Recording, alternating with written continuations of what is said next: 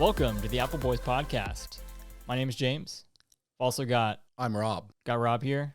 So this is a special COVID-19 episode, and I say that because most recently, pretty much all of us have had COVID. Some of us pending, but I've also got on the phone Corey. Hey, I'm Corey. Also got Josh here remotely. What's up, everybody? Glad to be here in whatever capacity I can be. I'm glad we could just make this work. It's difficult times. I did want to shout out our newest patron. It goes by the name of Ryan. Thank you, Ryan. Thanks, Ryan. Ryan, thank you so much, brother. We love you. We appreciate the support. Thank you, Ryan. Thank you again to all of our other loyal patrons who are paying monthly to keep this podcast alive. You are our heart and soul. Ryan, you need to make sure you listen to the Forbidden Technique episode ASAP. If you haven't done it already, you got to try it out too. Oh, yeah. That's one of our 2022 goals, that 15% of Americans try the Forbidden Technique, right? And you know how we get to that goal? One patron at a time. One That's patron right. at a time. Except for Jimmy's mom. Jimmy's mom, try it. You know what? Fuck it. Jimmy's mom, too. No. No. Corey, what happened over there, buddy? Yeah, for context, we also have video up for each other so we can see what's going on. And Corey is just doing something. He may be on the shitter. I can't tell. Oh, Nope, he's but back. Get a beer. Ha. Oh, okay. Oh, fuck, we forgot to get beer. We did forget to get beer. This is going to be a train wreck. All right. I'm the only one doing this live, apparently. Josh, you have a reason to not be. But Yeah, that's fair. yeah, I just tested positive for COVID today, so that's interesting. Yeah, it is. Yeah, tell us a little bit about how that started. Well, I guess, what is today, Saturday? Yeah. So Thursday night started feeling a little squirrely, just had a cough coming on. Right. And I've been sniffly for a few days, but the cough was new. And then Friday morning felt okay, didn't have a fever or anything like that. So had a big meeting at work, went on in, did the meeting. Felt progressively worse throughout the course of the meeting. So it's a 1 hour meeting. And at the beginning of the meeting, I felt okay. By the end of the meeting, I felt like I was like on the path to death. I was starting to have body aches and had some chills, and my cough was getting progressively worse. And at that time, I knew that it was time for me to go and try to go find somewhere that I could get a COVID test. So I told my boss, hey, I'm leaving. I'll let you know what I find out. And I went all over town trying to find a rapid test that I could take same day. I went to about 4 or 5 different locations, and I called probably a total of 20, and nobody had same day availability. So I made an appointment for 11:20 a.m. this morning.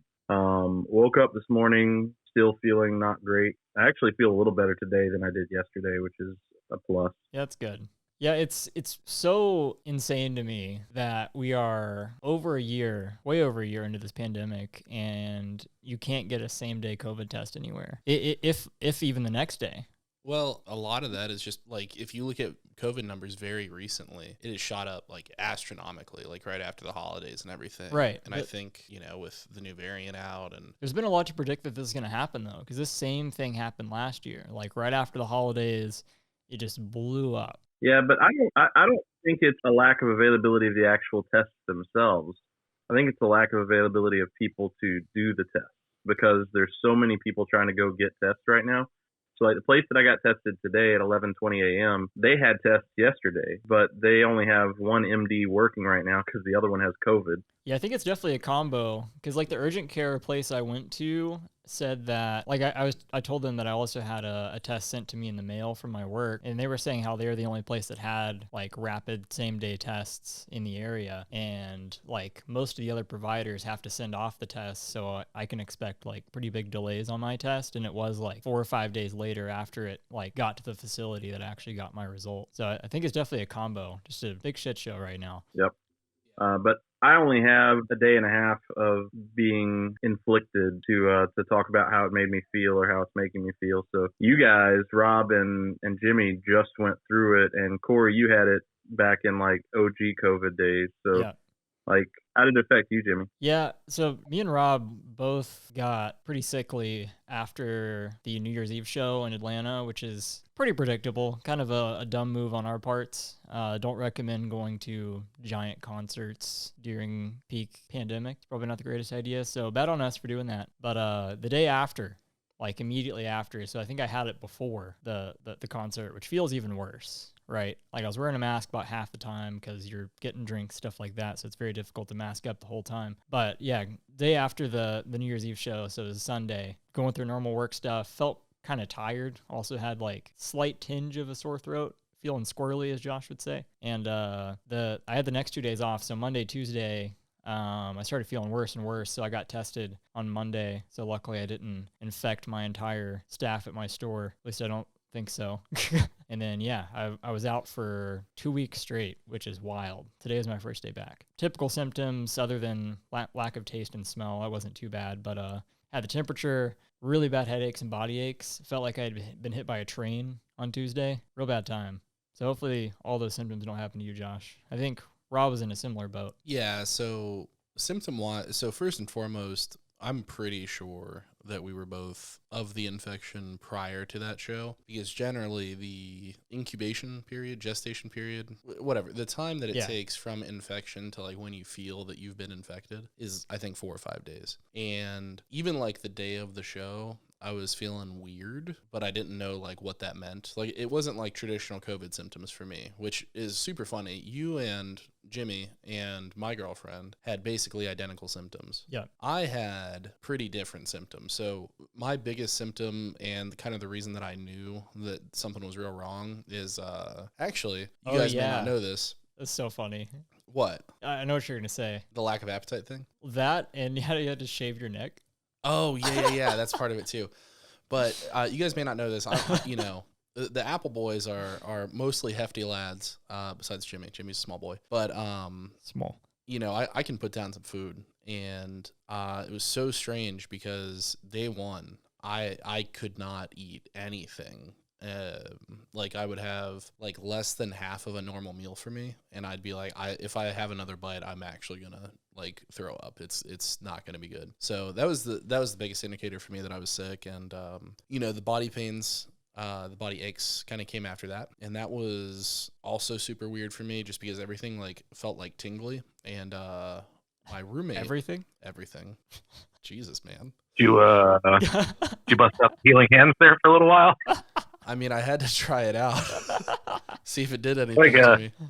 Like a stranger, That's true. Yeah, if you sit on your hands for a while and then do it, and you race yourself to see if you can finish before you get feeling back in your hands. That's my favorite thing. Oh man, we can't keep circling back to this technique, man. That's your favorite thing? That's my favorite thing. It's a game. I win every time though. Yeah, that sounds a lot like the game where you try to take like a quart of NyQuil.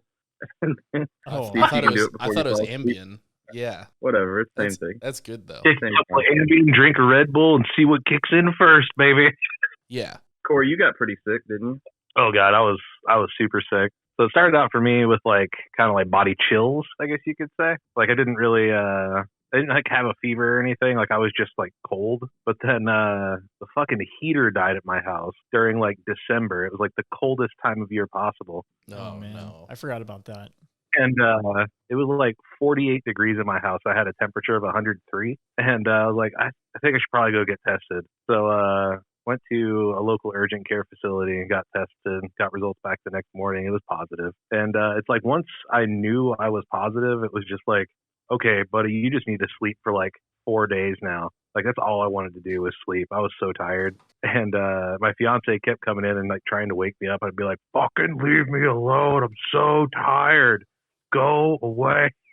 Yeah. And she like made a pan of lasagna one night, and I like love lasagna. I'm like Garfield. I hate Mondays, love lasagna. And I started trying to eat it, and like it didn't taste right. It didn't lose my taste per se. It just didn't taste right. So I didn't eat nearly as much of that as I probably would have normally. And it was mostly just, I didn't so much have the cough per se. Like I coughed, but it wasn't like a lot of people are like get put on the respirators or whatever because they're coughing so bad. Like it's almost like they have like chronic COPD is basically what a lot of people are dealing with, it feels like. For me, it was more just the worst flu that I've ever had, I guess you could say. And it was a lot of tired. A lot of tired. Yeah, and the first couple days for me were the same, where it was a lot of tired, a lot of sleeping. And then, weirdly enough, the couple days after that, I couldn't really sleep, so I'd get like 4 hours of sleep a night, which made me feel worse the next day, and it's just, man, it was a roller coaster.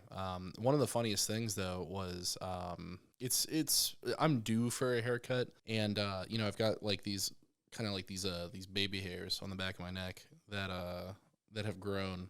And the strangest thing, so the body aches were to the point where, like, if anyone, like, even touched me, like, just, like, tapped me, I would, like, feel it, and it was, like, it, like, hurt. And it's just, like, this hypersensitive thing, which was really odd. But the same thing happened with, like, my, like, the hair on the back of my neck, to the point where I was like, hey, girlfriend, I need you to help me and, like, shave this off so I can stop feeling this, because it hurts every time I feel it. And that was the wildest shit to me, because that was, like, super real. I was like, man, this sucks. But fortunately enough, Jimmy and I are both feeling a lot better now, and symptoms have pretty much completely gone away. I've still got, like, a slight cough, but I'm no longer in the positive, so we're good. I wonder if the CDC needs to add that to the list of, like, possible side effects and warnings, is the need to shave the back of your neck. It's possible, man. The people need to know. Yeah, I need to report it to the CDC. But just to touch on kind of what we talked about, one of the reasons that there's not a whole lot of tests out there right now is because of what the CDC has, kind of changed their opinion on when it comes to quarantine time and test time and all that kind of stuff. I've heard this from a couple different places where basically people will get tested positive, be out for 5 days and quarantine for 5 days, and then before they can go back to work, they have to test again 5 days later to make sure they don't have COVID. And sure enough, still got fucking COVID. So they got to wait another 5 days and then test again. And instead of, waiting a 10-day period or even, a 14-day period, you're essentially doubling the amount of tests that people need to take if they're following the CDC recommendations. And it just seems silly to me. Like, just make it fucking 10 days, be done with it, know that, like, that's almost certainly going to be the end of it, and then just, you're good to go. Have you heard the conspiracy theory about why the CDC changed it from 10 days to 5 days? I think it has to do with the effective breakdown of capitalism and the American economy. A customer told me that the reason the CDC changed the guidance from 10 days to 5 days has something to do with how much time out of work you are before you're eligible to claim government benefits. And I think it's like 7 or 8 days. So wow. People who are out for 10 days were able to take government assistance, where people who are out for 5 days are not. So how dare they? There's a little theory for you. And speaking of people who have strong COVID opinions and like to shove those in other people's face, I saw on Twitter the other day this guy that was owning the libs, as it were. Ooh, I like that. He was on a flight that was 2.5 hours long, and he kept his mask off, but one French fry hanging out of his mouth for 2.5 hours, so that he could consider himself eating the entire time. That's incredible. So funny. Did he have a Let's Go Brandon shirt on? I mean, I don't think you need an answer on that. Like, he had to have. Can we dive into Let's Go Brandon for a second? You guys mind? Sure. So why don't people just say fuck Joe Biden? Because I want to say fuck Joe Biden. That sounds so much cooler than Let's Go Brandon. Listen, Jimmy, when I say Let's Go Brandon, that triggers you. Yeah, you. That's the meme. Liberal. They think that triggers me. I just think they're fucking stupid. Just say fuck Joe Biden. Right. That's fine with me. Yeah, but the fact that you have to comment on it and, like, you take time out of your day to address it, you're triggered, bro. They're getting Corey, under your skin, buddy. You sent us the same meme that says that. That's true. Yeah, you're the originator for the meme. Yeah, fuck you, Corey. Triggered idiot. Yeah, I don't know. I'm not the biggest fan of Joe Biden, as it were. Is that what they call him? Yeah. Joe Biden. Joe Biden. Hey, I've got a question. What's up? Hey. Is it that time of night yet? What time is that? Yeah. What are you talking about? Is it time to talk about NFTs yet? No, what the fuck? Go on. It's fine. All right, I have two things. All right. So I was listening back to our last episode. We were having a conversation about a bunch of different things. And you said, Jimmy, that there was something that you and Rob had talked about that I was going to like. And it was in the middle of something else we were talking about. And we never got to circle back around to it because we got into that deep philosophical discussion. So what was it that you were going to tell me that? I don't know. I'm trying to rack my brain here. I have no idea. Can you give us more context? I don't have the context. Jimmy said, Josh, there's something I want to talk to you about regarding NFTs, and I think you're going to like it. Me and Rob have come around on something. I think he was just talking about the idea of NFTs in general because we figured out we could make money on it. I got you. Capitalism. Yeah, capitalism. Yeah, I was trying to find an NFT that I'd be genuinely interested in, and I think me and you talked about this previously, Josh. There was a label that put some NFTs sprinkled in there that I think I'd be interested in because, like you were saying, you get access to like exclusive concerts and stuff like that. So I think that's all I was gonna say is that I found something I was actually interested in with it after I like gave it a chance, I guess. I like that. Yeah. Do you guys remember the Wall Street Bets subreddit craze with the GameStop and AMC? Yeah. Yes. Cool. So last week I found an NFT project. It's been around for a while. It's called Wall Street Chads, and it is inspired by Wall Street Bets subreddit with a bunch of chads. Sounds like something you'd be interested in. Yeah, agreed. So you buy the chads, right? And they're all these different chad-looking dudes in a variety of different poses and features and things like that. But the idea of it is a community-based fund. So all the money that is raised through the project goes into a treasury, and then all the members of the project vote on how to use that money to invest, and then you get dividends on the return on the investment. So if you own 3 or more chads, then you have the ability to submit proposals. They're called to chads? the fund. And then, yeah. I can't take they're that all seriously. It sounds like a hedge fund. It is. It's a community hedge fund. Oh man. But the difference is with a hedge fund, you have a manager. Right. He may have like people doing research and stuff like that, but you have one guy who makes all the decisions. Right.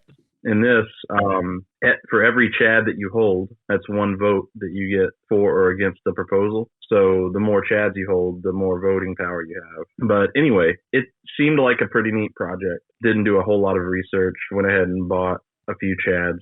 I think I have 5. And Josh would buy a chad. I've been in their Discord for like 5 or 6 days, and the community is great. Like, I really hope some of the chads are listening right now because it's just a bunch of bros in there that are just having a good time. It's like you guys would all enjoy yourselves in the Discord. They are very on brand for our type of podcast. I think they would enjoy spending time with us. Maybe I'll become a chad. Maybe. Yeah. So before you do, hear me out. I have discovered some concerns that I have with the project over the last 5 days.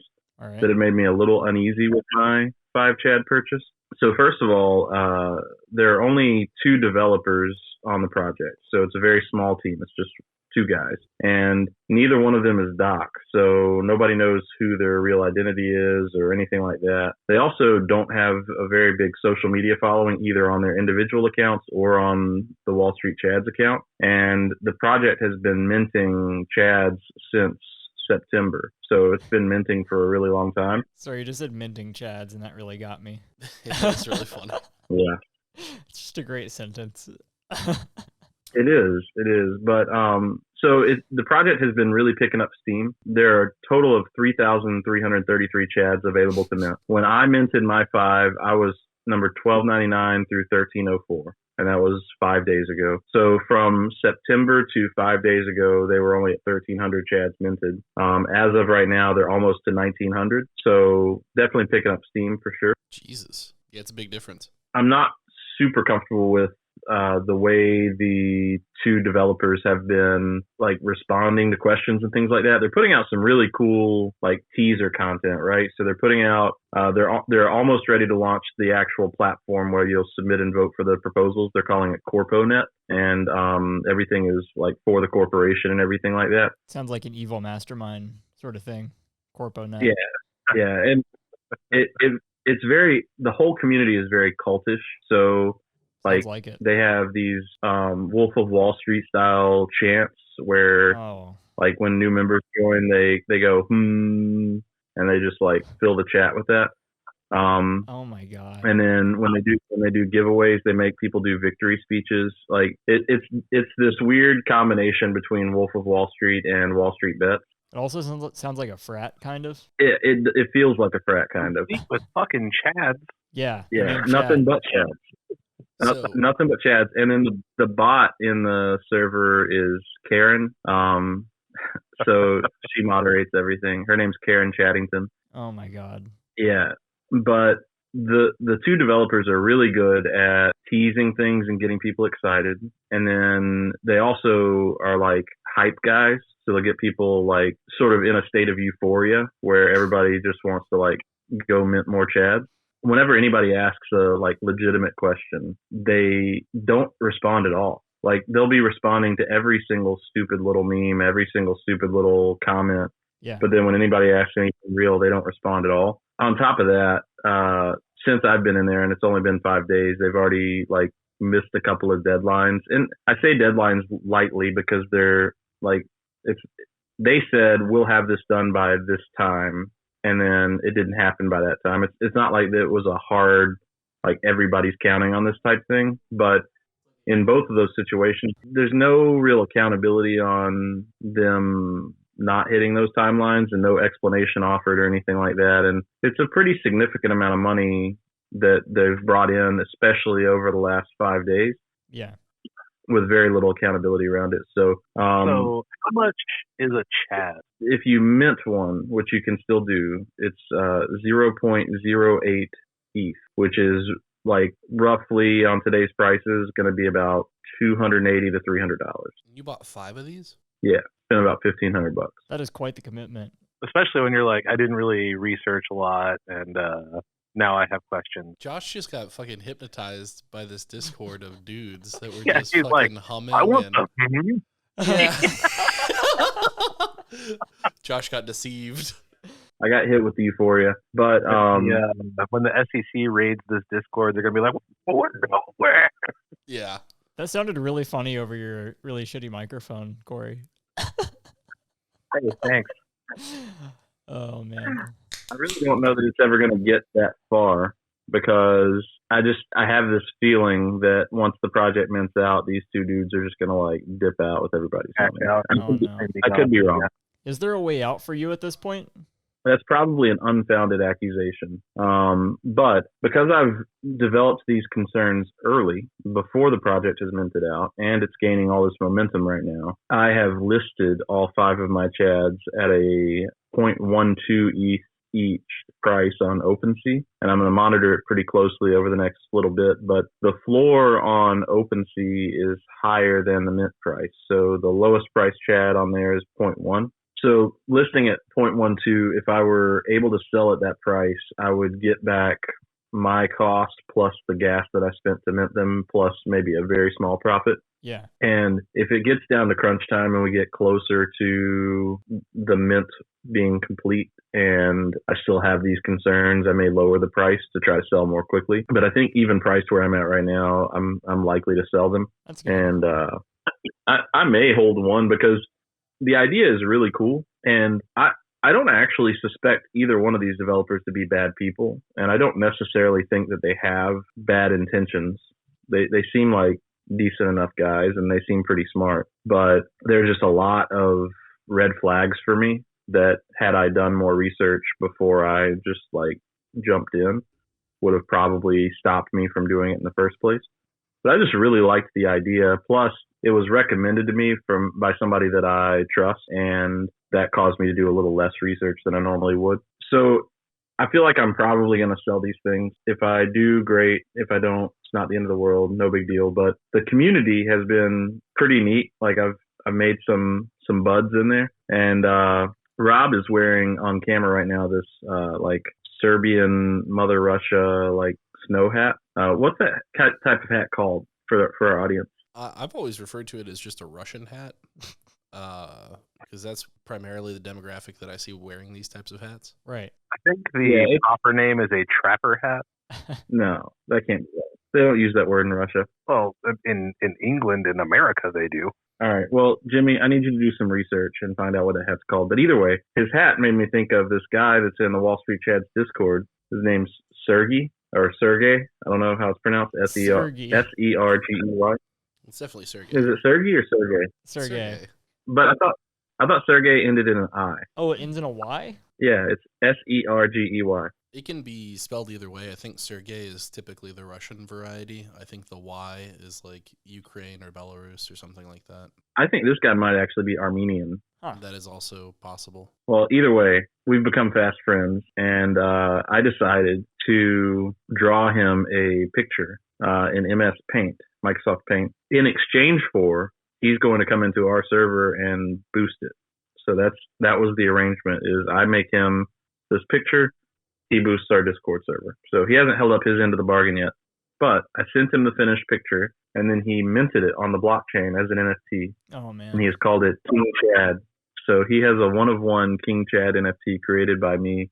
That's great. And earlier in the Discord, he debuted it as having minted it on the blockchain.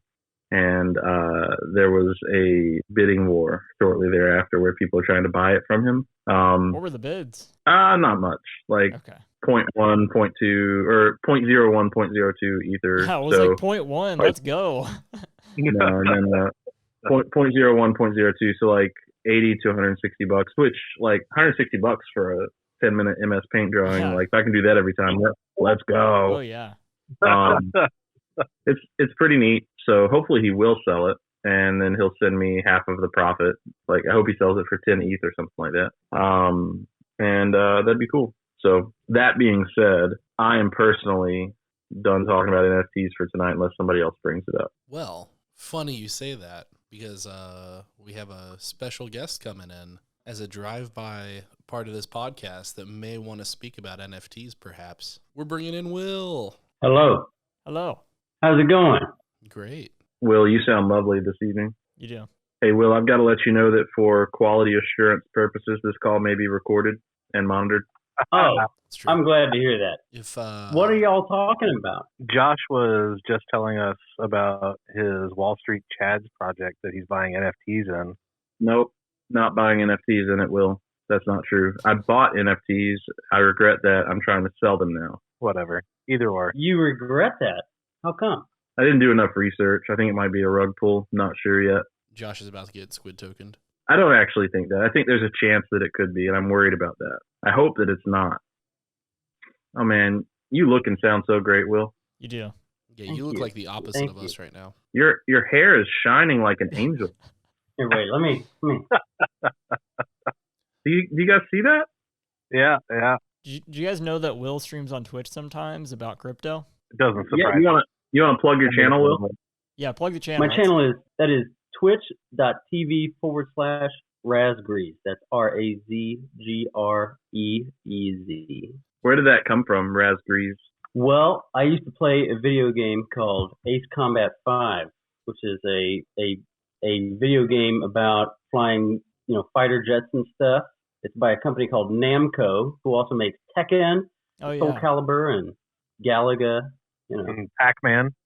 So in Ace Combat 5, there is a mystical demon that everybody there's a legend about, and its name is Rosgriz with a one eye. And I just thought it was really cool. So one of the squadrons in the game becomes the Rosgriz squadron. They call them the Ghosts of Rosgriz. Nice. So I thought, if I just make two E's.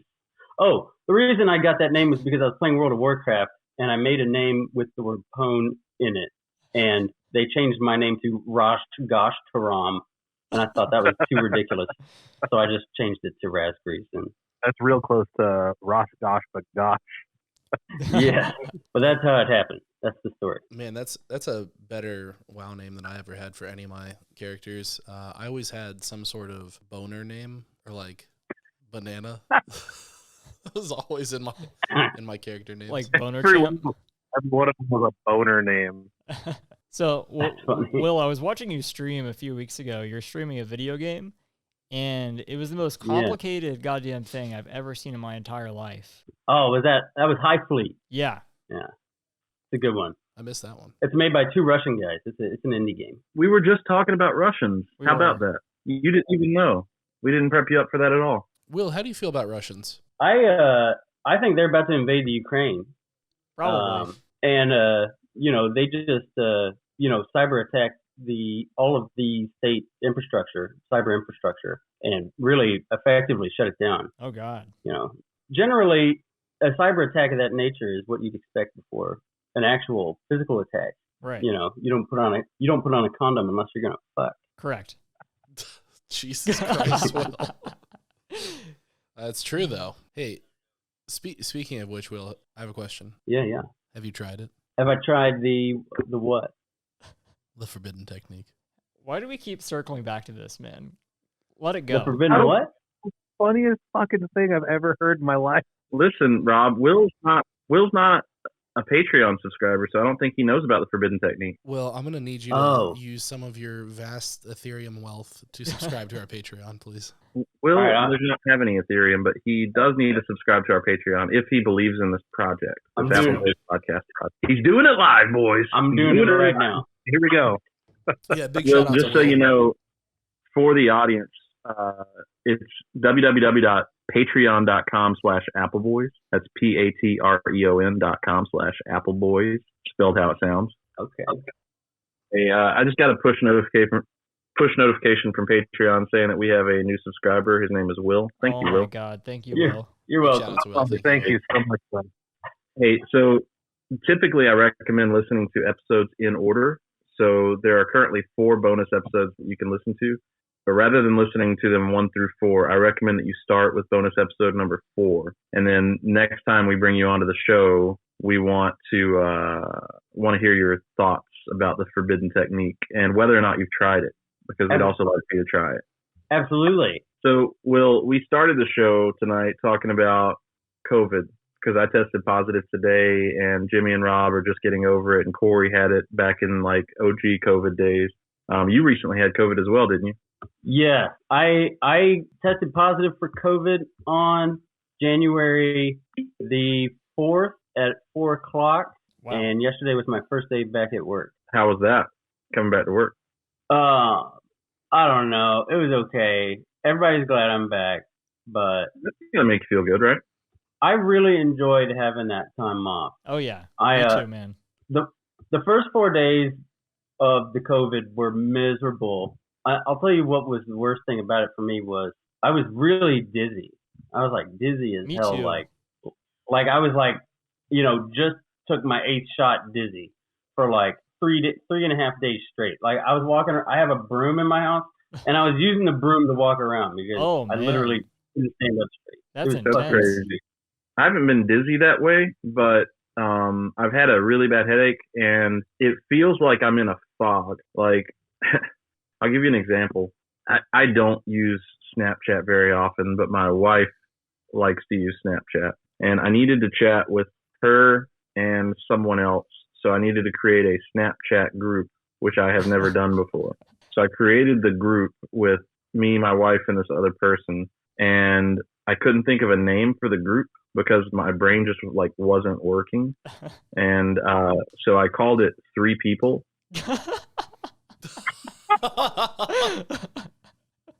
Oh my gosh. Oh no. I've been told COVID brain is a thing. That's some real boomer shit, Josh. That is 100% real though, because I thought I was losing my mind. Like I already kind of have memory issues, but for the first like 2 or 3 days of being sick, I was like, fuck, I've known this guy for like years. What is his name? And I just couldn't think of it. And I was like, you might as well take me out back. Yeah, Rob couldn't remember my name. It's true. That's funny. Oh man. And the sweating. The way I knew I had COVID was on Monday night, the 3rd. I like went to sleep and I woke up like 90 minutes later and I was covered in sweat and my bed sheets were soaked. That's the worst feeling, man. Because you don't know if you've peed the bed or if you're just sweaty, you know? I was going to say, I think you might have peed, man. And I felt really dizzy. And I was like, I don't feel drunk, but I'm acting drunk and I'm sweating like So I like changed clothes and ripped the bed sheets off and I went back to sleep and I woke up an hour later and I was soaking wet again. Oh man. And I kept sweating for days. And I changed clothes like 7 times over the next 3 days. Man, you had it bad. I think you had it worse off than all of us. It sucked. Other than Corey, but then the maybe. fever went away. Fever went away really fast, but everything else kept going. I didn't have a cough or anything. The first day and a half, I had a cough, but there was no cough after that. It was just everything else. Lots of body aches, but the dizziness, that was the worst thing. I constantly felt like I was just going to throw up because I was like, oh my God, like, how am I this dizzy? Yeah, my sickness had exponential returns because my heater died. So the fever was so bad. Yeah, I think it's a combination of both.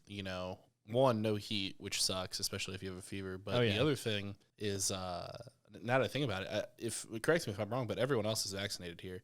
Corey at the time, there was no vaccine, so he got the full effect, the full dose. Yeah, it was full brunt. Just unmitigated disaster. COVID just fucked you raw, bro. But thankfully, I have an immune system that is very strong from all the years that I've spent working retail jobs and dealing with the mongrels that are the general people. Yeah, it's fair. True. And, I feel like I would have had it way worse because I am not a healthy person. Like I've told many people on this podcast, I'm a very heavy set man, and that is like one of the first things. They're like, "Oh, you're fat and you have COVID. You are fucked." Like, good luck, buddy. Well, I'm glad all of us got out of this without hospitalization. Josh is still a maybe, but hopefully not. Josh is in a similar boat that I am, in the sense that he has also worked retail jobs for a decade plus. I also have 2 children that are in public school and daycare, and they're sick all the time. Oh, yeah. So, do you know where you got it, Josh? He does. I think I probably got it from Rob and Jimmy, but no, everyone at work is out sick. Yeah.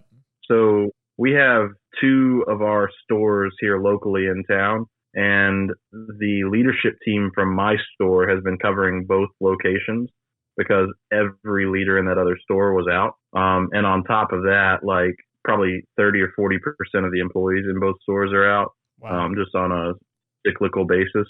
So I almost certainly got it from work, but then who knows though, because my daughter's in dance, and one of her friends' moms texted my wife and said that their whole family tested positive for COVID. Wow. Like, I really feel like it seems to me that more people in my area have COVID right now or have had it in the last 2 weeks than not. Yeah. That's what it feels like anyway. It's pretty wild. Do you guys know, I'm going to do a vocabulary question for you guys. Do you guys know what serendipity is? Yeah. Yeah. Tell us. Isn't that just like happiness? Sort of. It's like a happy or pleasant turn of events, basically. I had a serendipitous event over the last week or so. I don't know why. I don't play video games. Like, I haven't in a really long time. Obviously, I did when I was in college and maybe for a year or two after that. But other than like playing chess or like Civilization from time to time, maybe a game of Madden every once in a while. Just don't play video games that much. But yeah, I was thinking about it and I was like, man, I'd kind of like to have an Xbox. This Game Pass thing seems pretty cool. I'd like to play Xbox. I don't think I'd actually play it, but I kind of want one. And so Xbox Series X hasn't been available to just buy off the shelf since it was released. Like, they're just never available. So if one becomes available, then I'll take that as a sign that I should buy one, and I'll buy it. And I think I told Corey that, like, that morning. I was like, Corey, incredible. Keep your eyes peeled. How do I find out if an Xbox is available? Let me know if you see one. Like, I'm going to buy an Xbox. And so later that day, somebody, like, comes up to me and says, hey, we got some Xbox Series X's. Do you want to buy one? Oh, I'm man. like, what the hell? Really? Yeah. And he's like, yeah, we got 3 up there. I was like, ah, shit. Fate called my bluff. So I bought one, and I bought a few games for it, and subscribed to Xbox Gold Ultimate Platinum. Game Pass? And yeah, that one. So Jimmy and I played a game of Halo or two. I was really good at it. I definitely carried the team. Yeah, you carried us so hard, bro. Played a little bit of Madden, but Jimmy said he likes playing Halo with me because we get matched up against other losers who can't play the game. Yeah, it's and so that makes fun. him feel like a stud. But anyway, I was really looking forward to like coming home from work and playing Madden or NBA 2K on the new Xbox, which is set up in my bedroom on a 65-inch OLED LG TV, 4K HDR, all the good stuff. Oh yeah. So I get home from work and I walk into the bedroom, and my wife and daughter, who also don't play video games, are in there, Xbox controller in hand, and my daughter is playing a Paw Patrol game that they found on Game Pass. And man, I haven't been able to get them off. There's the Paw Patrol game, there's the Disney Parks game. I haven't been able to play my Xbox except when they're asleep, and it's been a real bummer. But my daughter's got like 88% achievement score on the Paw Patrol game already, which is just incredible because she's 5 and she's never played a video game That's before. incredible. And she's about to like complete this game. She's gonna tear it up, buddy. You got a little prodigy on your hands. Don't show her Final Fantasy. Oh no, believe me. Oh, true. Yeah. Yeah. Keep her away. It's the devil. You guys ever seen Waterboy? I have. Where I love that movie. Yeah, where his mom's always running around saying everything's the devil. Yeah, Final Fantasy is the devil. Foosball. Why don't you go and play foosball with your friends? Is that a joke, Bobby? Hey, didn't you have a roommate that became that guy? After enough drinks, absolutely. Just had a pirate eye and yeah. Wow, it was terrible. You guys want to do some DMT? Oh. Oh man. Have any of you all seen The Tragedy of Macbeth? I have not. I heard it was no, good. I haven't. Is that like a newer? Is that like a movie? It's a movie. It's on the Apple TV Plus. Okay. And it has Denzel Washington as Macbeth. Nice. You know, the Shakespearean Macbeth. And he's really good in it. And the last time he was in a Shakespearean type flick was in 1993 when he did Much Ado About Nothing. This is a much more serious film. And I think it demonstrates Denzel's range spectacularly. It is an incredible film. I strongly recommend it. Fun fact, Denzel and I have the same urologist. No, you don't. What the fuck are you talking about, Will? His name is Dr. Basil. That's so He random, man. I know. He has pictures of Denzel all up in his office. And That's so bizarre. Why would you have a patient, just famous or not? It's so he's bizarre. a doctor to the stars. So that's what you do when you own like a restaurant. You put up like the people that have been to the restaurant. You get them to sign it. Does he have like a signed picture of him on the wall or something? I did not see one that was signed. Now that I think about it. But people need what to a know tragedy. that their dick is going to be in the same hands that Denzel's dick was in at one point. Yeah, and I would imagine Denzel values his dick quite a bit, much like myself. So It produced James Washington. James Washington. The NFL wide receiver? No, yeah, his son. He's in Tenet and stuff. That's Denzel's son. Oh, he's in Tanae? Wow. Oh, yeah. Tenet. There you go. Tenet. Tanae. T-E-N-E-T. Tenet. It's not Tanae? Got it. Well, that main dude is actually Denzel Washington's son. Yeah. Wow. Oh, that's He is. wild. Man. He will. The guy from Ballers. He's a good looking dude. If you had to guess, would you say that your dick is bigger or smaller than Denzel Washington? I would guess that it is not as big as Denzel's. And I don't think that's anything to be ashamed of. What do you base that off of? Well, he's just all around a bigger dude. You know, I'm like 5'7". You know, he's enormous. He's an enormous man. I don't know. That's fair. I would assume that my dick is not as big as Denzel Washington's. I think most people would say that. He does bring the big dick energy to the screen.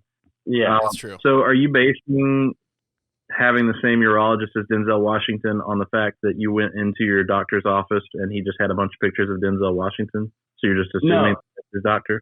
I asked Dr. Basil, I said, are you like Denzel Washington? And he said, Denzel is actually one of my patients, William.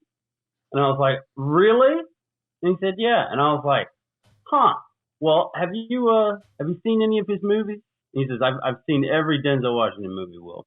I'm very proud of my work. You know, blah, blah, blah. He's a funny guy. and I asked him what his favorite Denzel Washington movie was. Oh, no, he asked me what my favorite Denzel Washington movie was, and I said Crimson Tide. And he said, a moral dilemma. If you haven't seen Crimson Tide, it's about a U.S. nuclear submarine that is like getting ready to launch, nuclear missiles at Russia. I need to watch that. I haven't seen it. Oh, it's incredible. The name of the submarine is the USS Alabama. And they constantly throughout the movie say Roll Tide. And the fact that I still like it, despite being a Tennessee fan, is a testament to how good that movie is. That's incredible. Roll Tide is a topic we've discussed previously. I think that was our last episode when I talked about my love for Roll Tide. Will, why were you seeing a doctor for the stars? Oh, I was seeing Dr. Basil because I had a urethral stricture. That sounds awful. Yeah. It is awful. A urethral stricture is where scar tissue develops inside the urethra and narrows the urethra sufficiently to where urine is unable to flow freely. It's like a through head kill the urethra situation, right? Yeah. Urethra. Similar. Well, there's a few problems with it. Number one, you end up straining quite a bit to push urine out of your body, right? Number two, the muscles in your bladder get super strong, right? So, you end up, you see what I'm saying? It makes a problem. It also makes Is that a problem? Would you say you have a very strong stream then now? Billy has a fucking fire hose down there. So let me put it to you this way. Using Dr. Basil's word, he said the muscles around your bladder are now so strong because of how bad that stricture was that after I burn out the scar tissue and you heal, you're going to be blowing the bark off trees with your dick. So you now have a pressure washer of a cock. It feels that way sometimes. It's not something you want to let get out of control. Oh, man. But yeah, the worst thing about having that done is the recovery is pretty horrific. You have to have a catheter. You are catheterized. So there's a plastic tube going through your urethra into your bladder. And then they inflate a balloon inside your bladder. And then you have to keep it in there for a couple of weeks. And then they pull it out while you're awake. Right. So you can experience every moment of it. Oh, my God. Hey, Will. Yeah. Have you ever used like a public urinal? Yeah. All right. At the urinal, you know how they have like urinal cakes? Absolutely. So one of my favorite things to do is I like to aim directly at the urinal cake to see if I can dissolve a portion of it. Right. It's a game. Yeah. We've all been there. How's that work out for you, buddy? Oh, it just disappears. Can you cut it in half? It's like a goddamn CNC machine. He's just yeah. He's water jetting. Honestly, I bet Denzel can straight knock a urinal cake out of a public urinal with his. With his stream or his cock? With the stream. Okay. Oh, man. I thought he just like shoveled in there with his massive schlong. Interesting. Can you imagine being Denzel Washington and going back to that urologist and just seeing your photo up on the walls? Jesus. That'd be Probably so weird. He's probably who brought the picture to begin with. Honestly. Yeah. Oh, man. Hey, Will. Yeah. The description you just gave me of that awful sounding procedure reminds me a lot of when I had a vasectomy. And so it was quite painful for me. Was like you said you were awake when they pulled the catheter out? Was that like was that pretty painful? It was horrific. Yeah. Yeah. So when I got my vasectomy, I don't know if you guys know how that works or not, but basically inside your scrotum you've got these two tubes called the vas deferens tubes that are responsible for transporting the sperm from the testicles up through the proper channels to get to the exit point. Oh, yeah. And so when you're getting a vasectomy, they cut a small incision into the scrotal sac, and then they sever the two vas deferens tubes, and they cauterize the ends of the tubes, and they put these little metal like clampings on the end so that they won't grow back together, because that's the thing that can happen. I think it's metal. That is wild. Yeah. It's like a super, super low risk outpatient procedure. It's quick. It doesn't take hardly any time to do. There's almost no recovery time. Most people are back at work the next day.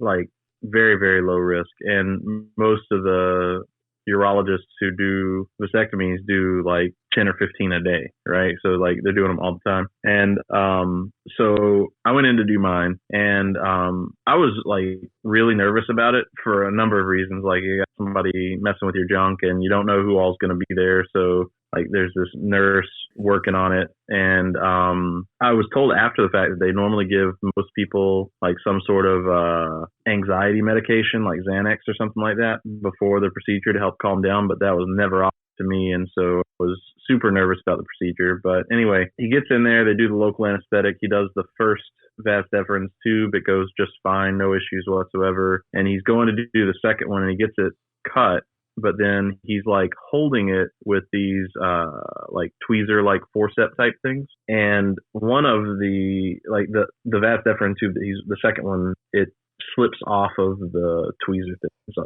so it slips off the forceps like down into the scrotum. So then he has to like start basically digging around in there to try to clamp it again or try to re-find it. No. And it was horrible. And like that's bad enough, but the local anesthetic is really only applied to the part of the area where they're actually working, and they're not working down at the bottom. So he definitely got some areas where I had no numbing of the pain whatsoever, anything like that. And so that was very, very uncomfortable, very painful. And it caused a ton of like post-operational issues for me. It's all cleared up now, so I'm all good now, but ton of swelling. I had a hematoma, bunch of follow-up visits. It was rough. Would you say you have PTSD? Post-traumatic semen disorder? Maybe. Post-testicle surgery disorder? Oh, yeah. Oh, there we go. I tried. I was reaching too far. Good one, Corey. Good Lord. For a while there, Josh had to walk around with his balls in a wheelbarrow like Randy Marsh in that one episode of South Park. That's such a good episode. Speaking of the new South Park episode, like the two specials, have you guys seen at least one of those? That's very relevant to our boy Josh here. Oh man, I finally watched the second movie, and the whole movie is written about me at the end of all the jokes. Didn't they buy a certain restaurant franchise NFT? Yeah, they bought an Applebee's NFT in the movie.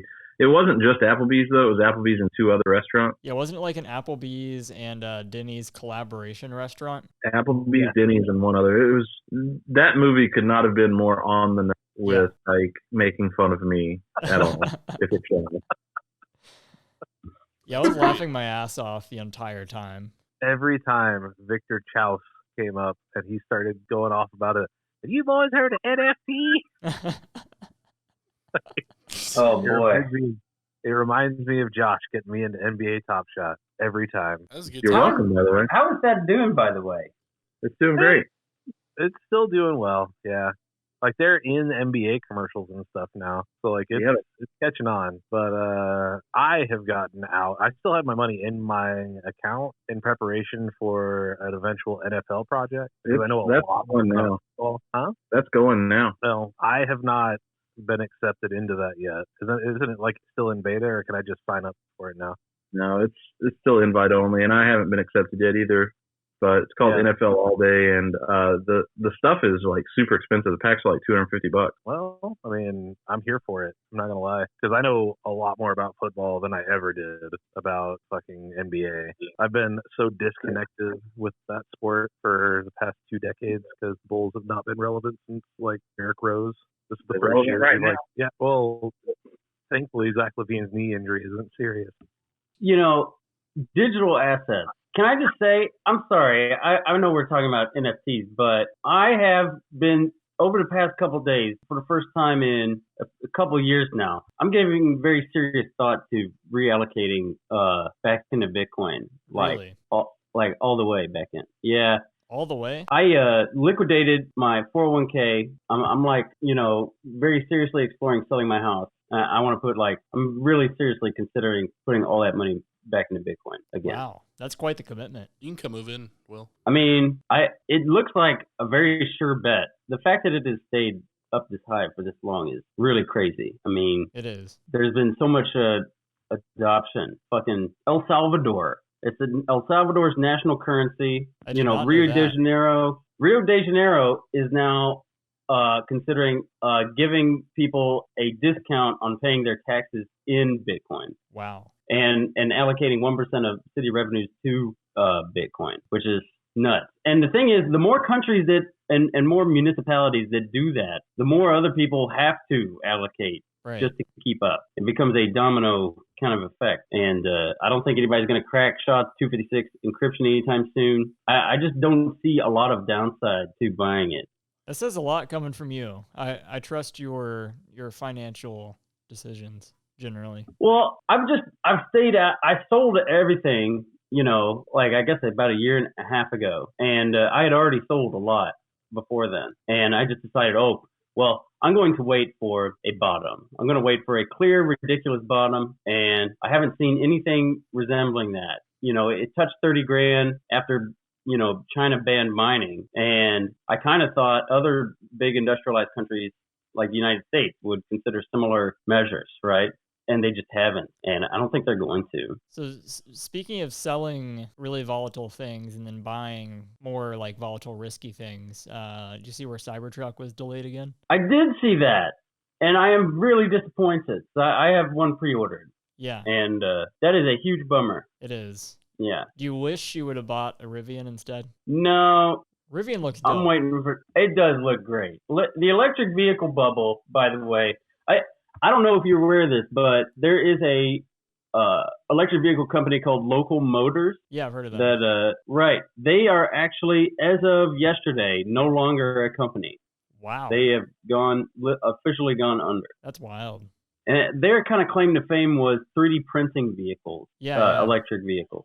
And yeah, they're done. They're a done deal. It's over. Party's over. Yeah, I think Rivian is most appealing to me because of all the like camping attachments and shit. Because as you know, I like to bring my vehicle out to camp. They had this thing that could pull out, and it's like an entire like kitchen basically that pulls out from the side of the vehicle. It's incredible. And interestingly, and I was talking with someone about this today. NFTs, I think eventually are going to be kind of the de facto way ownership is verified. Eventually, pink slips for vehicles, right? It will just become more elegant to use something like an NFT to signify ownership of a car or a house or things like that. Eventually, that's how it's going to go, And in Florida, they kind of already have. Yeah. They don't issue a paper title unless you request it. Like, it's all digital. Boom. But if you want to transfer ownership, right? Don't you have to do a whole bunch of things, don't you? You still have to get like the paper title, like you have to request it from the DMV and stuff, and then like they'll print it out and give it to you or whatever, but they don't just like give it to you like they used to. Gotcha. And see, wouldn't it be so much simpler if you could simply transfer a vehicle just by sending it over to blockchain, transfer ownership in that way, and have it work with insurance and all that stuff? I feel like that is an inevitable, that's just an inevitable development. Like, it's bound to happen. I mean, I tend to agree. I've been trying to say that since we started this podcast. Yeah. You have. Boom. There you go. It's going to happen. I really believe that. Yeah. And for God's sake, like, what is taking so long, though? I don't know. It's aggravating to me. What's taken so long is like I grew up in a very, very small town, and every time I go there, it's this long, lengthy process for doing literally anything, whether it's your water bill or your driver's license or whatever it is. It's all paper, and people are pulling shit out of file cabinets. And that is like most of the U.S. government is like file cabinets and like physical things. Yeah. That's sure. That's the problem. And we have lots of older people who I work with every day in my job who just don't understand it. So it makes a lot of sense. Yeah, I think it's just going to be a learning curve for a lot of people. And once people are able to adjust that learning curve, we might see it. I think it has to do with the fact that most of the people who represent the population in Congress and the Senate, and just basically all the policymakers are like boomers, 60, 70, 80, 90 years old. Yeah. And so need some young bloods up in there. Ain't that the truth? So if you're listening to the podcast, go out and vote. I mean, well, and here's the thing. These are also people who are big proponents of the idea of pensions, right? Yeah. And 401ks, right? These are the typical investment vehicles used for planning a person's generational wealth, right? So unfortunately, like those things suck, right? They're flawed. Most of them are not adjusted for inflation. They have absurd fees. They're poorly managed, right? Inflation is the hidden, absurd tax that stealthily robs all of us of the wealth we have stored in things of that nature, right? Storing wealth in 401ks or pensions is like trying to hold water in, a bucket made of Swiss cheese, right? And the holes in that Swiss cheese, right, are inflation, management, expense ratios, back-end fees, overvalued companies, taxes, right? This is why it is hard for us to make generational wealth. Like, you think like Warren Buffett or Elon or Bill Gates or Bezos, you think they have 401ks or pensions? Probably not. No, they own cash flow generating businesses that provide wealth to the world. They have tax havens that allow them to maintain that. Like, I'm sorry, I know this really bothers some people, but if you think that 401k is a way to build generational wealth, I'm here to tell you it's essentially just a Ponzi scheme. It really is. I'm not exaggerating. We should dive into this more. Maybe make it like a Will bonus episode where he guides people towards their generational wealth. I like that. I mostly just want that for myself. Yeah, true. Take, for example, right? Think about there are some families that have built enormous wealth, like the Vanderbilts, right? Sure. And then lost it, right? And say the Vanderbilts, if he had been taking the orange pill, so to speak, he probably would have put all his money in Bitcoin. He'd be fine now, right? I'm just saying. Just like oil, right, was basically liquid energy to the Rockefellers. Right. Bitcoin is the first way that we have of creating generational wealth that is similar to like owning an energy well, right? That's just how it works. The difference between storing your money in like businesses or lands or something else that can be taken or seized or stolen, right? Versus Bitcoin. Bitcoin cannot be confiscated, right? That's true. And only a person who has the password to that wallet can gain access to it. And I'm saying, if you slowly accumulate Satoshis, right, then you will build a foundation that could support anybody, your dependents, everybody. Like, for real. You hold on. You could hold on to that for centuries. That's what generational wealth is. I'm just saying. I'm sorry. Oh, you're good. I enjoy this. I had a very aggressive conversation with someone earlier today about this subject. And I feel like I got all this energy stored up, and it's coming out. It's all coming out right here. Well, this is the place to do it. The Appleboys appreciate. Unleash your energy. Unleash it. And how do NFTs then? Because I hear that mentioned on here a lot. Compare, right? As a store of value, right? I would say it's a little bit more slippery, right? That's true. Because maybe not for all those things, but for some of them, for sure, it's just the value proposition is less solid. I don't know. What do you all think? Well, I think that I agree with you 100%. I think the comparison that you would have in a non-digital metaverse type world would be like, there's a ton of people who are wealthy out there who don't appear to be wealthy. They don't look wealthy. They don't act wealthy. They don't show their wealth off, but they are wealthy. But then there are other people who want people to know how much money they have or how much money they appear to have, right? And so they buy flashy show off to their friends, like a Lamborghini or a expensive Rolex or something like that. Right. And if you buy a Rolex, it may hold its value or may even go up over time because people are still going to see it as valuable long term. However, it's not probably as safe of an investment as, to your point earlier, like something that's a little less sexy, like real estate or stocks, whatever. So I think NFTs are the flashy showpieces of the digital world. They're the things that people spend their money on. I guess if Bitcoin is the money of the digital world or the currency, NFTs are the items that you buy. And some of those things are not going to be worth anything long term. So you think about, I buy expensive designer clothing that's hot right now because a celebrity's wearing it, but it's going to go out of style in 5 years and it's not going to be worth. Some of the NFTs are going to be like that. Or I buy something that is going to maintain its value for longer. So I think there are NFTs out there that are going to probably hold their value and maybe even go value in similar ways to some of the cryptocurrencies. But I absolutely think that Bitcoin probably is the best store of value on the planet. I think that's its primary utility. And then, I agree with you 100%. I think that the way NFTs are primarily going to be used is through the smart contract functionality to be able to determine verifiable ownership of like whatever their counterpart real world asset is. And I think like we're years from that probably being anywhere close to standard, but I think that's coming for sure. I have a question for either of you. Or I guess all of you, honestly. Would you guys rather own a $1 million apartment complex or $1 million in Bitcoin? Bitcoin. Probably Bitcoin. And let me explain. Because that probably wasn't the answer that you expected. I don't have an answer for this myself, so I just want to pick your all's brain.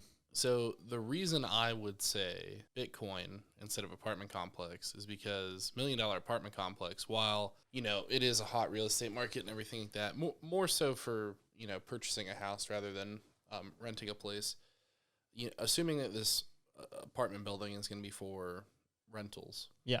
There's a lot that goes into that. Sure. You've got property management stuff, you've got maintenance stuff, you've got just a ton of like overhead basically to clear. And while you are almost certainly going to make money on the whole process, it's not easy money. With Bitcoin, it's literally just, I have $1 million worth of Bitcoin that is likely going to go up over time, and you can just hold it. And you don't have to do anything with it. That's fair. If I have an apartment complex, could I own a trailer park? Yes. $1 million trailer park, you make a shitload of money on. I think I'd go for the trailer park too. Because keep in mind, you get all the meth. No.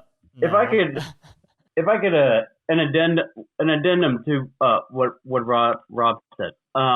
So Rob said, if you kind of the value proposition of owning that much Bitcoin is that it'll probably go up over time, right?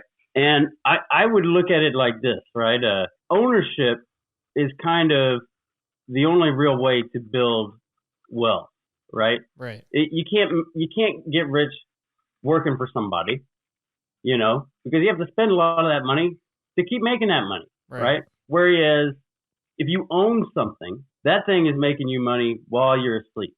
Not only are you benefiting from the cash flow, right, of owning something, but you also benefit from the simple fact that you own a piece of it. Now, here's the thing about owning that Bitcoin is you don't just own like 2 Bitcoin, right? You are owning a part of the network. You are owning a chunk of the most secure computer network on the planet, the most secure way of transmitting value that man has ever conceived, Right. It ain't just a place where people live. And that's kind of the other thing is owning an apartment building.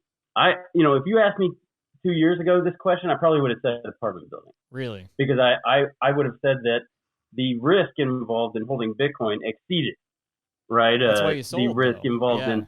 Now, I think it's considering how much adoption there has been. I would argue that there is less risk in holding Bitcoin than there is in holding an apartment complex where maybe dozens or hundreds of people live, on land that may become inhabitable for unknown reasons in the near future. It could get hit by a tidal wave or a meteor, or it could be an earthquake, or somebody might burn the place down, or there's a million things that could happen right to that real estate. You don't have to have insurance on Bitcoin.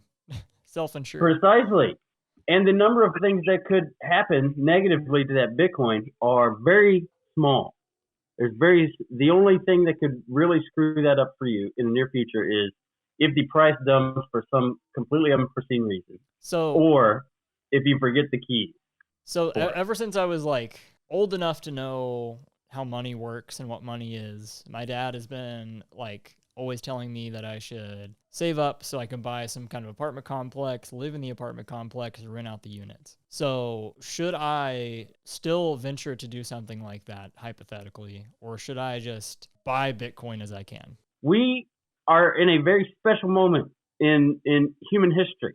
And I'm not being hyperbolic here. Like, I really believe this. It's very rare for humanity to go through an actual, like, huge change in worldview, right?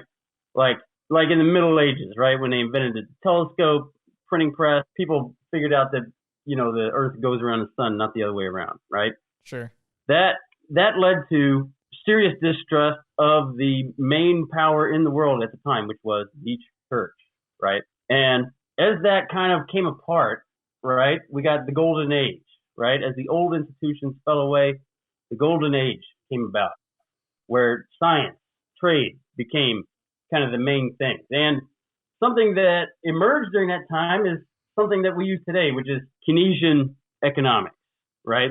How is that? The Keynesian economics is basically, how we use the printing press to start making currency, basically. Okay, got it. Kind of, that's really the short version, but print the money.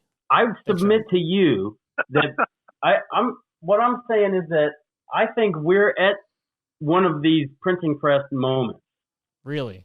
In that, yeah, I think Bitcoin is kind of a scientific advancement of the same magnitude as figuring out that the Earth doesn't revolve around the sun.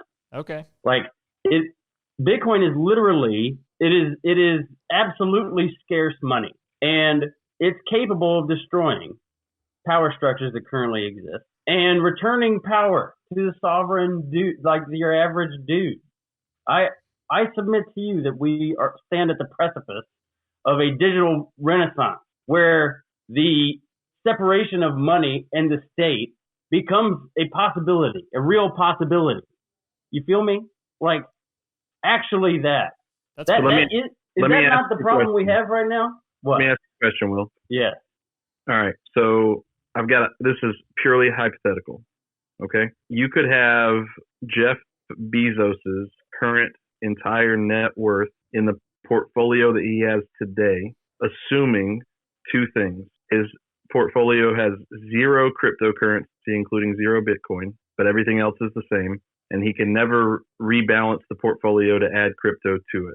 So he can only have the assets he has now or similar assets, and it can grow over time, whatever, right? So he's still worth like a lot, right? $250 billion. Yeah. But no Bitcoin, no cryptocurrency. Sure. Or MicroStrategy's balance sheet is, let's say it's transferred to sole ownership by Michael Saylor. So the Bitcoin that they have on their balance sheet is all Michael Saylor's, and so he has the Bitcoin, right? So yeah. Long term, which position would you rather have? 10 years, 20 years from now, 50 years from now? I would rather be in Bezos' position. Just because it's such an astronomical number? Yeah. Well, when you're that rich, because not only does he own assets, right? He owns a straight company, one of the largest companies on the planet. He basically owns, in the way that Michael Saylor owns something like 0.7% of all Bitcoin that exists. Bezos kind of owns a similar percentage of the infrastructure of distribution of stuff in the world, which might even be low balling it. Like that's kind of, he owns a chunk of humanity basically at this point, So that shit's scary. When you're that far ahead, it gets real easy to get more ahead. right? Yeah. Now, Michael Saylor, I would argue that he has the potential to meet or exceed Bezos's, current wealth in our lifetime, and Lurker agrees. Lurker as well as cat. He's currently on the screen screaming. So I kind of want to change the subject a little bit because we've been on this for a minute. Okay, yeah, of course. Have any of you guys got the new Taco Bell subscription? What the fuck are you talking about? You didn't know there was a Taco Bell subscription? To what? What are you subscribing to? So I'm looking this shit up right now. I think they give you a taco a day while you have a subscription. It's $10 a month, and let's see. Yeah, you can get a taco a day. It can be a crunchy, a supreme, a soft supreme, a potato soft, or a Doritos Locos taco, and the supreme variant. Wait, Corey, do you have this? No, but I read a lot about it because I was really considering it because I really enjoy Taco Bell tacos. Right. And I decided that for me, probably not worth it. Right. Certainly there's somebody out there that's like, hell yeah. Oh, yeah, but certainly. It's not for me. So, I mean, let's think about this. How much is like a soft supreme taco? Like $2? I think it's like $1.80. $1.79. Yeah. Yeah, $1.79, I think. Let's round down. Let's call it $1.50 for easier math. If you're spending $10 a month and you go to Taco Bell literally every day to get your one taco on your lunch break, I mean that's pretty good return. That's like 4.5 times the value of your $10 per month. So. Yeah, I guess they're banking on you like any other subscription. They're just banking on you buying other things and coming back and coming back and coming back. It's like what any company's doing. Amazon Prime. Yeah, so Yum, I think, is now who owns Taco Bell. I don't think Frito-Lay owns them anymore. Frito-Lay owns Taco Bell? Yeah, that's why they had the Pepsi thing, because Frito-Lay owns Pepsi, or PepsiCo owns Frito-Lay. Oh. Yeah, which is why they have the Baja Blast and all that stuff. But I think Yum purchased them like somewhat recently, and they're trying to increase app engagement. Gotcha. Like I read all about the subscription thing, and they're like, yeah, like when people order on the app, they tend to spend more money, and so like if we can encourage them to use the app with the subscription to claim their free taco, they're obviously going to purchase more than just the free taco. Oh yeah. I think you have to buy something else. Oh really? If I'm not mistaken, to claim the free taco. I could be wrong on that. That's a weird one. My girlfriend has a keychain where she can go to any Wendy's location and get a free Frosty every day. And it's just a keychain that she got for free. Yeah. And she doesn't have to buy anything else. Absurd. She used to go to Wendy's like every other day and get a free Frosty. Do they just like know? Like if she shows the keychain, they're like, she goes through the drive-thru, says, hey, just want a chocolate Frosty. I got the keychain. And they're like 10-4. Give her the Frosty and she leaves. No kidding. You said that's every day? You can do that every day. You could do it like every shift. If you know the shift patterns. How do you get this keychain? I don't know. She got it from one of her friends that worked at Wendy's in Oregon. That's amazing. Yeah. It's known nationwide? Yes. It's not even like a regional thing? Correct. That's incredible. I'm going to have to hit her up for some chocolate Frosty action. There you go. That's true. You could probably buy it off of her.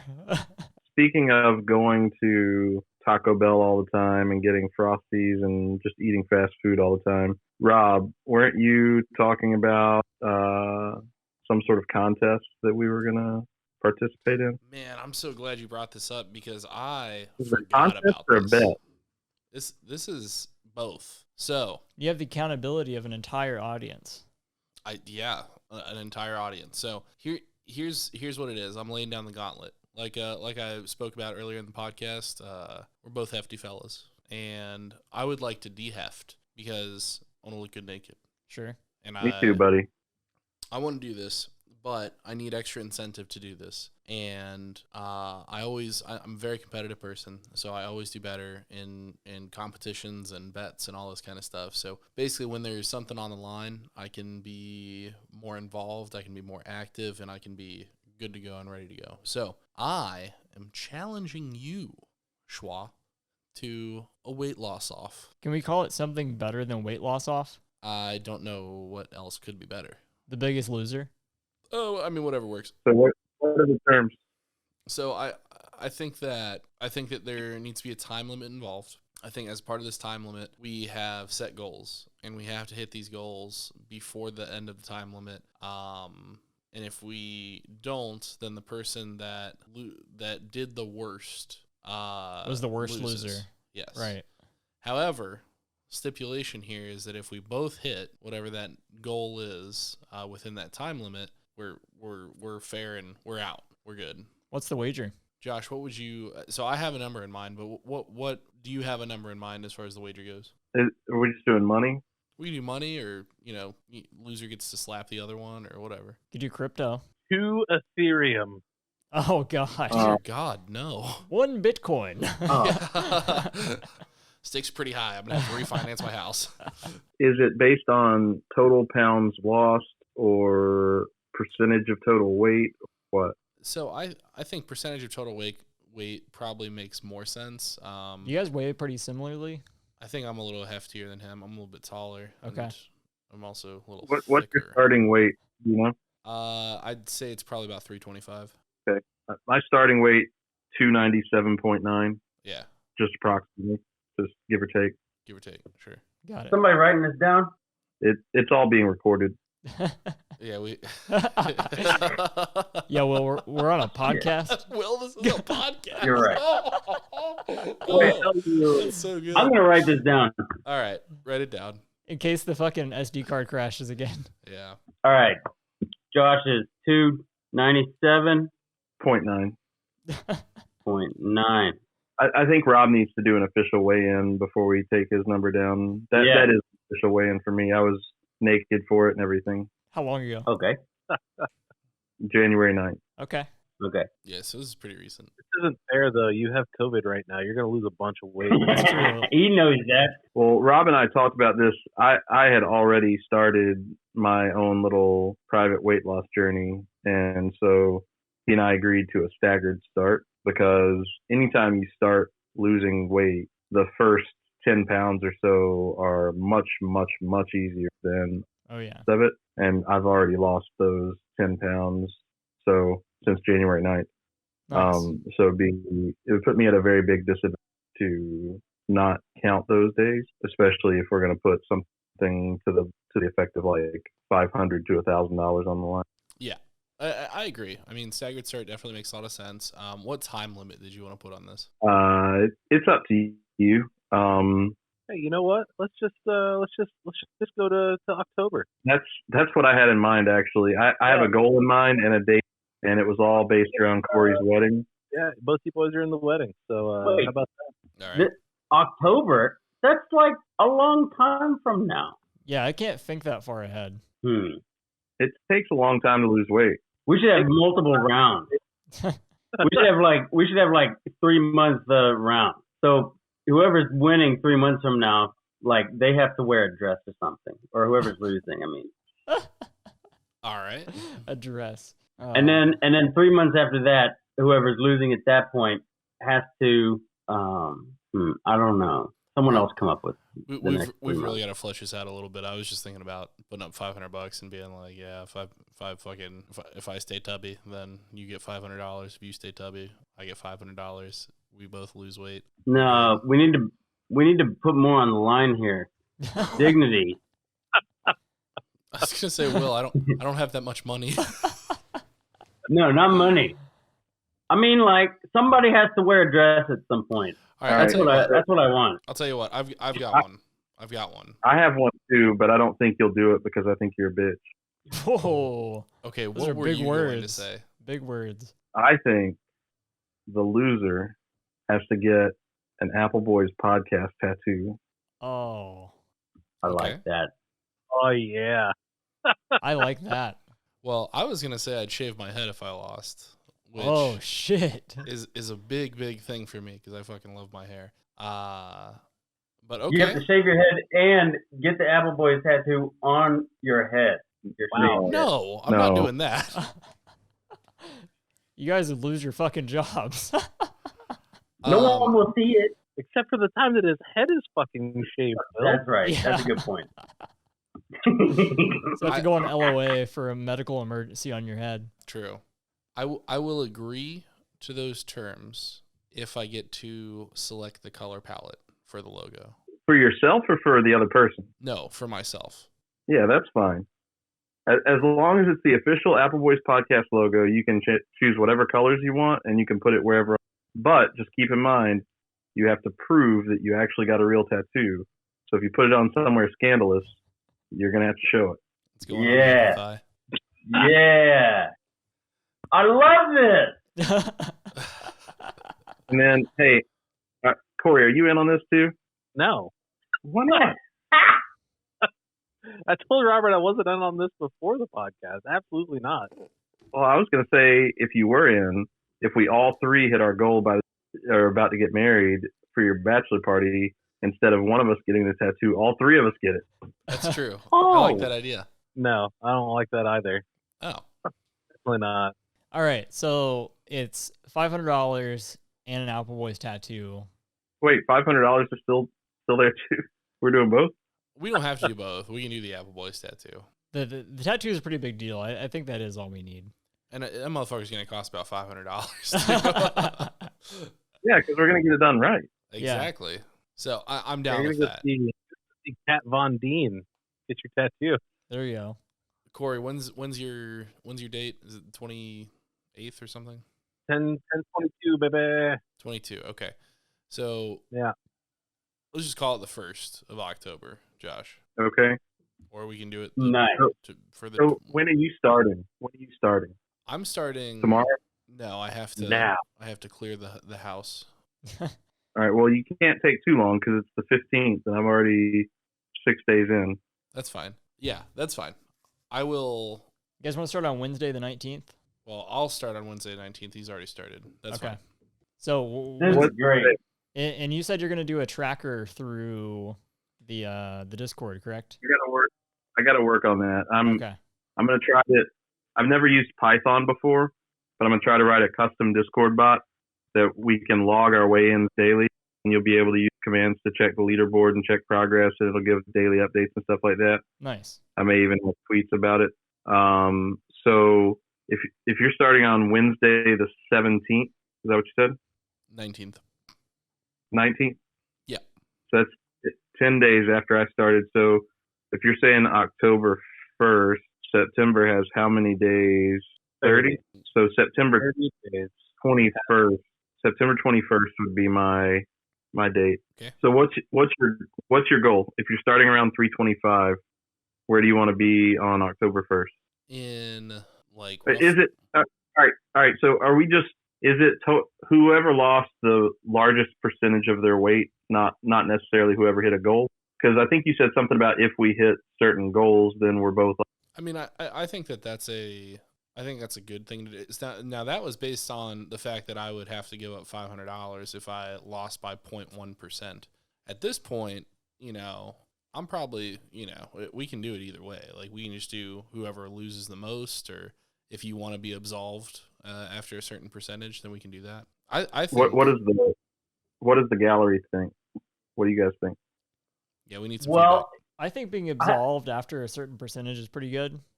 Like, I think having some kind of target weight that either of you want to be at is important, so we can figure out what percentage that would be. I want to know how much Robbo weighs. It's roughly like 325, 330, if I had to guess. Well, then we have to do percentage. How about, is 30% too ambitious? That's 97 pounds for Rob. No, that's too much.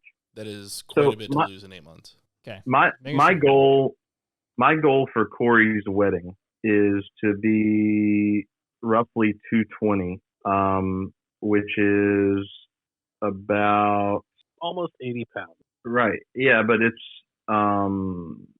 like 1.75 pounds per week on average from now till then. To do 20%, Rob would have to lose 65 pounds. So basically what I'm saying is, like, if I'm at 297.9 or call it 300 or whatever, and I were to get down to 240 or 235, even though that's not all 220, that's a very significant amount of weight, and that would be lighter than I've been in well over a decade. Wow. So if we're gonna do a cutoff point, I don't think like the stretch target is necessarily the cutoff point.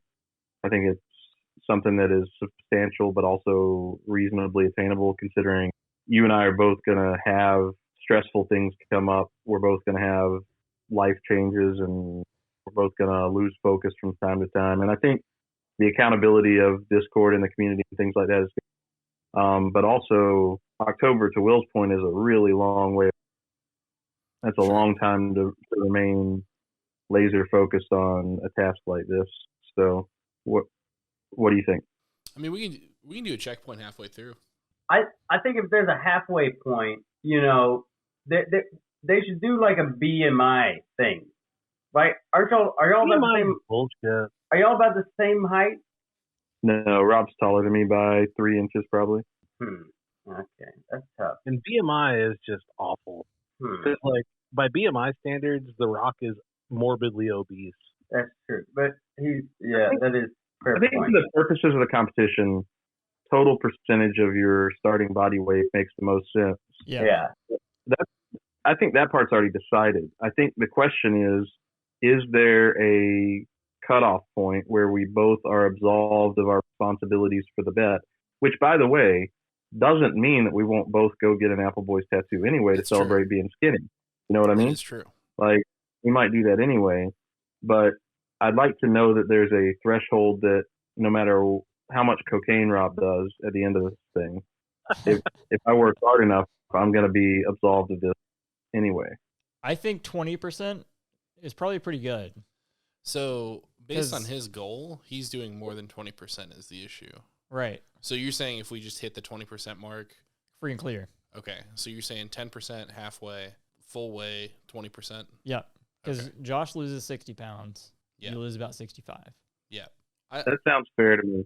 If we both lose 20% of our total starting body weight, both absolved from the bet, if neither one of us lose that much, whoever loses the least amount percentage of their original starting weight has to get the Appleboys podcast logo tattooed. Wait, I think if both of you don't lose that amount, you should both have to get the tattoo. Yeah. That's fine. Okay. And if only one gets it, the other one has to get it. Yep. Man, hopefully we're still doing this podcast in October. We will be. We definitely will be, loyal patrons. Do not worry. Even funnier if we are. It would be so funny if we're not. Like 3 months from now, we just like have to stop for some reason, and then October comes around, and Josh is like, "Hey, guess what? We get a fucking cease and desist from Applebee's like a year from now, and you guys have the tattoos, and we have to change the name." Fuck. No. That was just an origin story, is all it is. If for whatever, so I'll put a stipulation in here. The stipulation's way better. All right. Okay. If for whatever reason we can't continue or we aren't doing this anymore, I will get the pepper, the Chili's pepper logo tattooed on me. Oh man. If for whatever reason we can't. I like that. That's fine. It's a pretty weird stipulation, but I like it. It was the first thing I thought of. I'd be fine with the. I'm not gonna get Chili's logo tattooed on me. That's okay. You can choose you can do Outback if you want, or Hooters. No, I do a Miller Lite can. There you go. Okay, that's fine. That's great. I was gonna say maybe Macaroni Grill. I don't know. Is that? You guys are so funny. Pasta Rob, do you have any tattoos?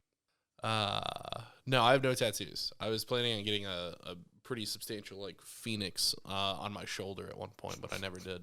I want you guys to know that if for some reason I do lose this bet and I have to get the tattoo, I am not telling my wife before I do it. That's a good call. Yeah, good call. Oh, that makes it even more fun. I agree. Wow. The suspense. Where would you get this tattoo, Josh? Probably on one of my legs. Okay. Yeah, you already got the leg train going. Yeah.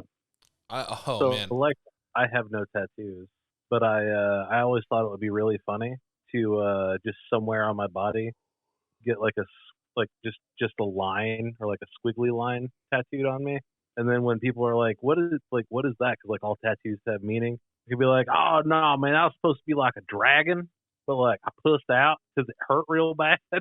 Oh man. Ooh. That is a great tattoo idea. Do that.